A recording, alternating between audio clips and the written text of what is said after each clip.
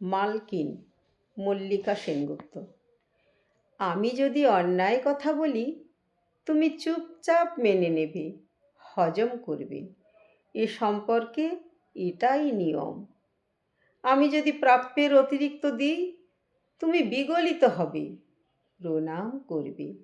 আমি যদি দুঃখে থাকি, তুমি হাসবে না, তুমি রেডিও মির্চি বা এফএম কিচ্ছু শুনবে না। আমি যে রঙের শাড়ি পরি, তুমি কিন্তু ভুলেও কখনো সেরকম শাড়ি পরে কাজে আসবে না। আমি যেরকমভাবে কথা বলি, তুমি সেই কথা সেরকমভাবে বলতে যেও না। আমার আয়না থেকে খসে পড়া টিপ কপালে দিও না তুমি। আমি যে চালের ভাত খাই, কী করে ভাবলে তুমি সেই চাল খাবে?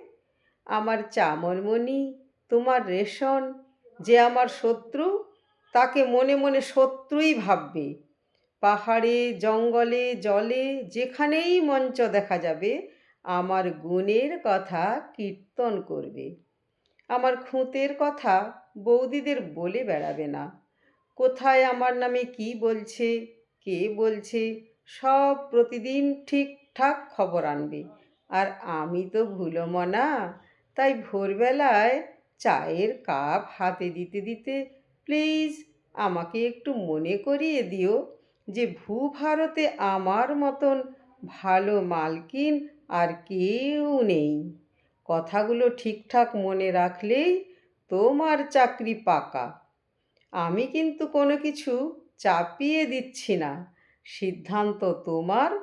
তবে এ সম্পর্কে এটাই নিয়ম। ধন্যবাদ।